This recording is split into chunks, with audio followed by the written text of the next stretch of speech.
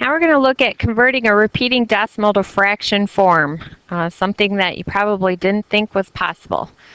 There is a pattern in doing this, and we're going to take this repeating decimal and write it out so that it looks like a sum. And when we write it as a sum, this looks like 5 plus 0.93 plus 0.0093 plus 0.000093 plus, and then it'll continue. You notice always adding that 93 because our repeating part of our decimal here is this 93. It's over and over and over. All right, so you first start by looking at your sum, and we're going to exclude this 5 plus. So what's out in front of that decimal, you're going to not look at that as part of your sum for the moment. Because I need to find my common ratio. And the common ratio we know by taking our following term, which is 0.0093, dividing that by our previous term, so by 0.93. And our common ratio is going to come out to be 0.01.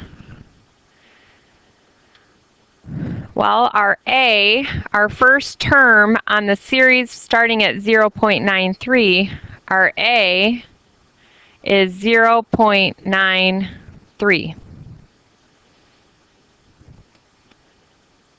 Okay, so we're going to look at taking our 5, because that was before the decimal. So before the decimal, we're going to take whatever that whole number is out there and add that to our A, which was 0.93, divided by 1 minus R, and R was 0.01. Okay, this is going to come out to be 5 plus 0.93 divided by 0.99. If we change the 0.93 over 0.99 to a fraction, instead of it being decimal over a decimal, it's going to come out to be 5 plus 31 over 33.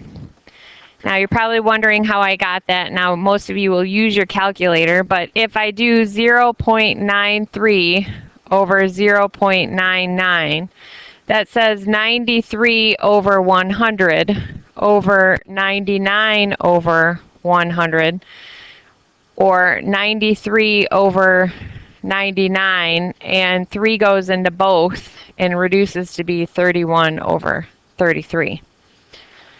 Okay, so 5 plus 31 over 33, or we just say 5 and 31 over 33, but that's as a mixed number. If we want to write it as an improper fraction, you do your Lundin loop, which says 33 times 5 plus 31, which is 196, divided by 33.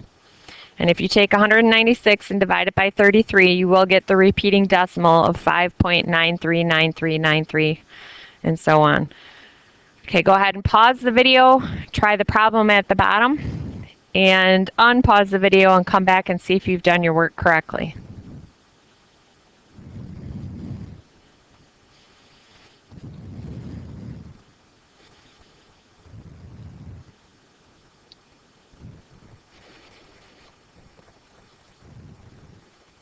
Okay, this concludes the video for converting a repeating decimal to fraction form.